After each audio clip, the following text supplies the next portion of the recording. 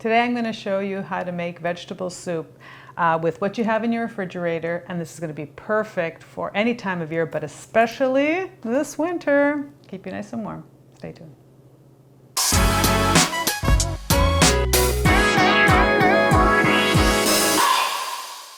I love making soups because soups are like juicing, okay? So it's kind of that same kind of philosophy. Make a nice clean soup. It can be loaded with nutrition. So my favorite soup to make is a vegetable soup.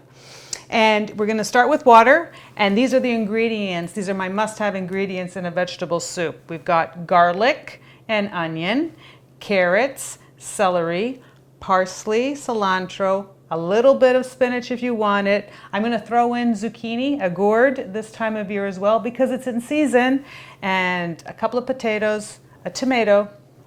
And I don't know why, but from our part of Italy, we always add, and I don't know if I'm going to say it right, majoram,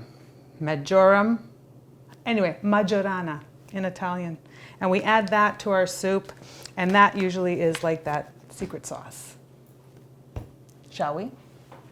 Okay, we begin with filling up a nice big stock pot about halfway with water, and then I start chopping up the vegetables. And I actually don't chop them up in any particular order, but I try to dice them. So here you have the onions, the zucchini, trying to make it as uniform as possible, the carrots, the celery. I use all the celery, the leaves, the stalk, all of it. And again, nice bite-sized pieces. Garlic, chop it up nicely. And then the potatoes. And I use different kinds of potatoes because vegetable soup should be a mixture of really great vegetables. Once they're all diced up, I throw them all into the pot. And again, some want to do it where the slower cooking items first, but I just put them all together. Then I have my spinach and parsley.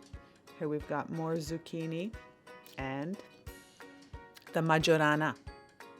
About a teaspoon of maggiorana, and the cooking begins. I usually use it under low heat, medium heat, not a rolling boil.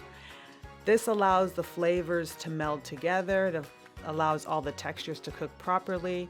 Now here's the trick. You can do half of it, blend it, which I like to do because some people like it chunky, some people like it smooth. I like a little bit of both, so I throw about half of it back in. And this really rounds out the flavor. Don't forget to add salt and pepper to taste. And there you have it, my vegetable soup, or brodo vegetale, homemade. And again, it's very forgiving, very nutritious, and very fun to make. And you're going to find that's a really great staple. Hope you enjoyed. I look forward to your comments and questions. Thank you.